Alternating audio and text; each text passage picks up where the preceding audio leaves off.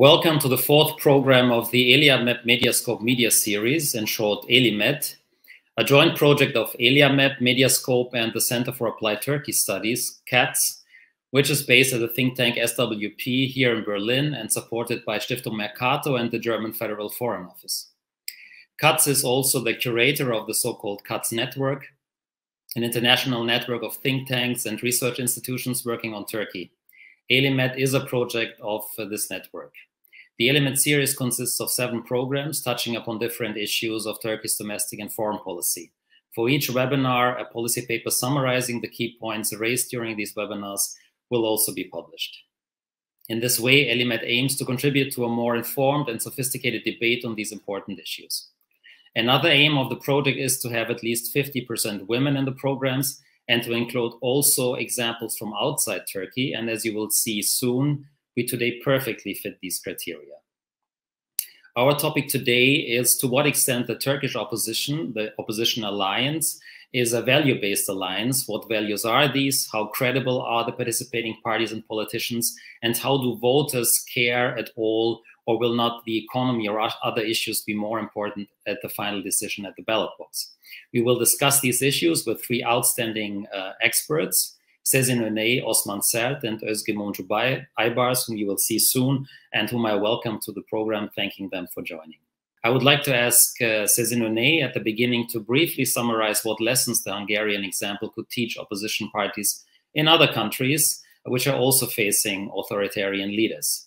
Well, to what extent was the alliance, opposition alliance in Hungary, was a value-based alliance? In different periods, for example, at the time of the Budapest mayor elections, the local elections, it was a more value-based election alliance. But afterwards, in the general election, when general elections was taking place, and candidate Peter Markizai, in his campaign, I don't think he really made a value-based campaign in general or endorsed values in the way that's different from Orban. That was the main issue in my view. As we know, Peter Markizai was a conservative candidate. He liked to underline that. He was a young politician, but at the same time, he was a conservative one. And he had won previously in Höd-Mezővásárhely, a small town with an impossible name to pronounce for non-Hungarian speakers. And it was the bastion of actually Fidesz for a long time. So in Turkey's case, it's like, of course, Kayseri or Konya are much bigger places, but imagine Kayseri or Konya being lost to CHP, for example. Or at least if we take the example from the recent, for example, Istanbul elections, which we just commemorated the anniversary actually.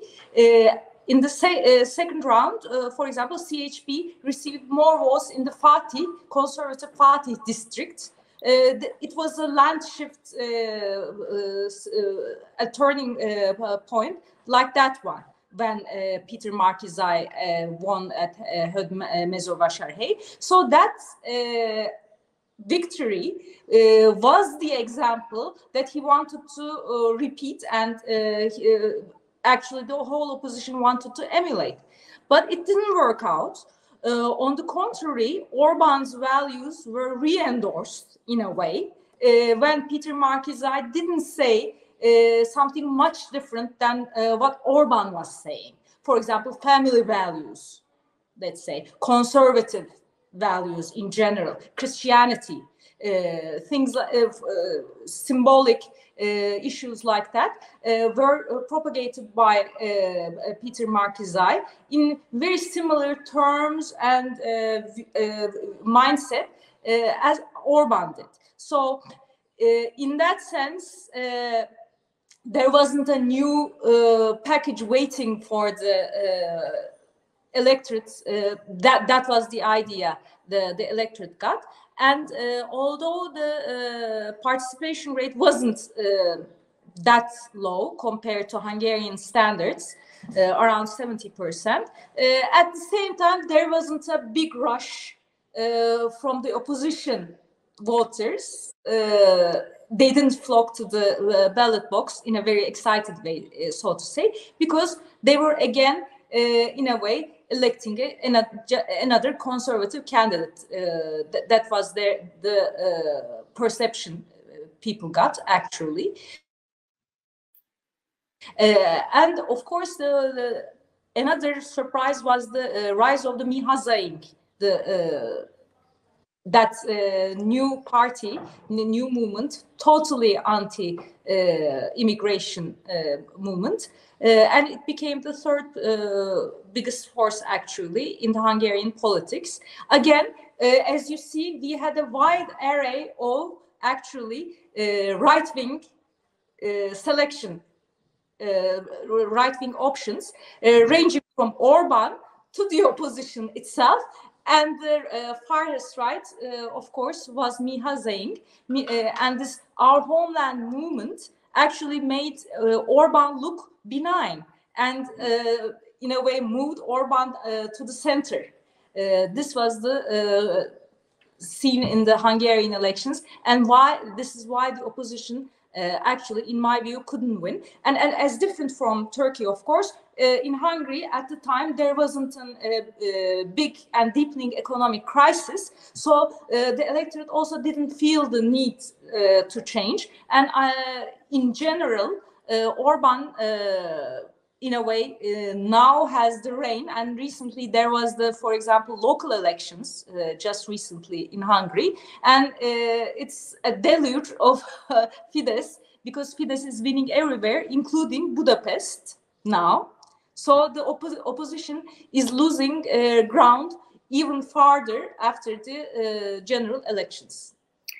Thank you for this introduction. And before we come to the point whether in Turkey we have a newer package and whether there's more motivation, I would like to ask Osman Sert what convinced conservative parties with a background in political Islam, especially Saadet, Deva, and Gelecek, to join an alliance with a representative of Kemalism and a nationalist party, two opponents for a long time. Osman Sert is the research director of Ankara Institute, which is also a member of the Katz network, by the way. He has a background in journalism. He was the diplomatic editor at CNN Turk and bureau chief in Jerusalem for TRT. And he served as an advisor for Ahmet Davutoglu when he was both foreign and prime minister. He's one of the editors of Perspective Online and also a columnist at Kara newspaper. This can be brief at the beginning now. Thanks. Thank you so much, Ekrem, for your introduction. And thanks to ELIAMEP and Katz network and Medyascope for just providing us with this platform. And of course, it's a very good thing to share the same platform with this, prominent ladies talking about the values and against authoritarianism. Regarding how these conservative parties are joining this table of six, let's say. First of all, there are two dynamics becoming possible, and this joining of different parties. Indeed, today the opposition of six are representing almost all of the the political traditions in Turkey, except the Kurdish politics. The leftists and rightists and Islamists and nationalists and Kemalists all are just coming together. I think there are two main dynamics which made this possible. First is the journey of the conservative parties.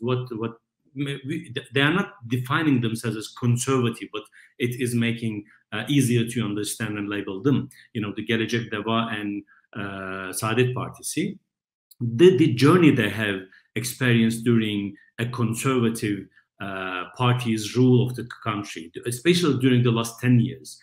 Both Mr. Davutoglu and Mr. Babacan were active members of AK Party governments, and after a while they were not sharing the experience they are living within AK Party, and especially they have very strong quarrels and clashes with President Erdogan.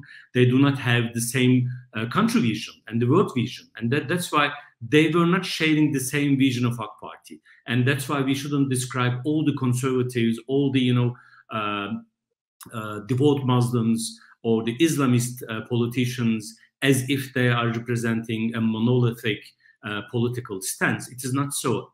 On the contrary, if you look at what's happening today to AK Party, President Erdogan just consolidated his power as long as he just canceled the power of the other quote-unquote Islamists. What I'm talking about, Mr. Abdullah Gül, if you call him as an Islamist, or Bülent Arınç, or Abdullah Gül, Ahmet Davutoğlu, or Ali Babacan, or Bashir Atalay. These were the very known Ömer Dinçer, were prominent quote-unquote again Islamist or conservative politicians, and President Erdogan one by one just take them out, kick off the party, and then he owned the party himself. And this made a journey, and they have questioned what they are doing, and they are questioning what kind of a country they are dreaming for. And this is number one thing. And after a while, and I think Professor Davutoğlu was using this, they have seen their limits. But not only the Islamists have seen their limits to rule the country without consulting, without agreeing upon the future with the others. I'm talking about the Kemalists and secularists as the other. And it brought them to the more middle of the political spectrum. But another dynamic is, as if we are not talking about all the Islamists or conservatives are the same, not all of them at the one time, and they are not the same throughout the time. They are not the same as the 20 years ago. It is the same for the Kemalists and secularists as well. Just look at what's happening at the CHP meeting room at the parliament. Just 10 years ago, the very popular names who were famous for creating some convincing rooms for the headscarved girls not to enter into the universities, in order to make them open up their heads, just leave their headscarves. They were being applauded very enthusiastically, ambitiously at the CHP salon. And now today, the CHP leader, Kemal Kılıçdaroğlu, is just apologizing from the headscarved people that it was something wrong we have done. And our priority should be something different regarding the economy, regarding development, regarding democracy. And these two dynamics are just bringing these two poles much closer to each other. And this made much more easier and possible that this opposition six became possible. Otherwise, suppose that the CHP is still supporting, the very, hardliner secularist line, it won't be possible for the other parties to join this group. Or maybe it was the same. These conservative parties were still just, it was a very old discussion and an old conservative conversation in Turkey that supported quote-unquote Islamist state. I do not remember any time Professor Davutoğlu or Babacan just were supporting an Islamist state, but this was a discussion. Now they are not supporting it. Even they are supporting and demanding a secular state, which is as respectful for religions. These both dynamics made this possible, and maybe we can discuss on later on. It is a value-based coming together, but of course we shouldn't be so romantic, because these are political parties. They are not coming together just because of values, but for practical obligations. We can discuss it later on as well. Yeah, thank you very much. And you already said something about the CHP. We'll see whether Özge, Mumcu, Aybars will agree to this. I mean, I will ask you basically the same question, but more from the CHP angle. I know that you're not a CHP politician, but you're an advisor to one of the leading CHP politicians.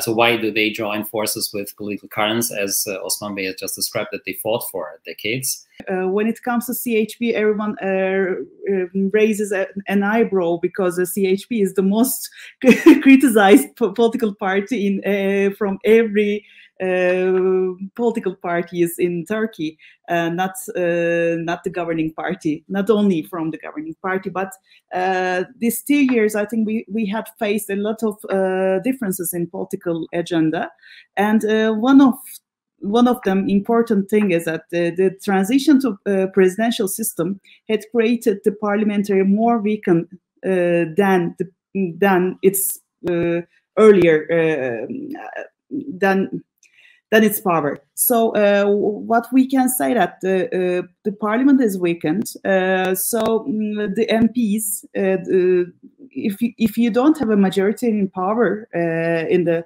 parliament, You cannot pass a bill. You can only ask questions, political questions, inquiries to the ministers. And also you can use Twitter for political campaigning. So this is what kind of sphere that we are talking about. There is a repression in media, repression to people. For instance, we had 2 years ago, we have the Pride Walk, and it was banned by the governors. So I think 300 people were detained for a while. For joining this walk, banned walk. So we are living in a kind of an era that everyone is oppressed, not the so-called known ones like the Kurds or the students or the syndicate workers. Now everybody is facing with a kind of oppression coming from the governing party, exactly. So CHP, with 6 parties, 3 of them, as Osman mentioned, is coming from the Islamic roots with various different backgrounds. Yes, ideological backgrounds, sure. One of them is a new party, but coming from a nationalistic party from MHP. The Good Party, and CHP, as we have already know, is the founding party of Turkey, and also Democratic Party, the smallest member of this alliance. Well, they had made some meetings, like every month they are meeting with one party is hosting. They had said something that I want to underline. They said something in, I think I have to look at the dates, in 29th and 30 May 2022, like a month ago. They said that they had some key principles. They declared some key principles, but as a quotation, they said, as political parties of different political traditions, we have chosen to cooperate and join forces to make our country more peaceful, happier, more prosperous, freer, and more democratic as we step into the 2nd century of our republic. We will continue this cooperation until we have achieved our goals with the support of our nation. So there are several discussions about this table of 6 we are saying right now. And sometimes it's table of 6, sometimes it's other name, and the governing party is also using that there are some cracks in the table of 6, but as far as I know, there is no cracks, but there are difference of opinions exactly in foreign policy, in other issues, because they are all coming from different ideological traditions, ideological backgrounds, and it's normal to have that kind of political debates inside. But from that key principle on objectives, they have said, declared 10 points. It's strengthening parliamentary system based on the principle of separation of powers, liberal public order, pluralistic participatory and liberal democracy to end all kinds of discrimination, freedom of thought, expression and the press, freedom of religion and conscience, social peace and accountability before an impartial independent judiciary, welfare state and income justice, production and employment-oriented economy, political ethics reform, effective and reputable foreign policy. So the CHP was just the main opposition party, but they are meeting all the time. When I started like advisor 4 years ago, this meetings has just started after a year, I think. From like 3 years, they are meeting with person to person, leader to leader first. Then it changed to table of 6. So it was a process. And also the local elections, winning Istanbul and winning Ankara at the same time, winning the major municipalities, metropolitan municipalities in Turkey, had changed, also altered the atmosphere of that there will be a chance to win the elections. So people know that this kind of presidential system is not working at all, and all the bills are coming to parliamentary is coming from the palace, not from the MPs from the ruling party, although they have their signature on it, and everyone is just powerless in the parliamentary. So they are saying that strengthening parliamentary system, returning to a new system, not return to a new system, returning to an improved parliamentary system, not like the 1982 constitution had just declared as it to be. So okay, that's in this part. That's what I will tell. I think we're at a point where I'm going to take a terminology from the conflict resolution literature. We are in a place where there's a hurting stalemate. William Zartman's terminology is this one, hurting stalemate. And when you're at a position like this, you really want to change things are and engage in conflict resolution because it's hurting you. I think this is what's happening with the Turkish electorate in general, with the economic crisis.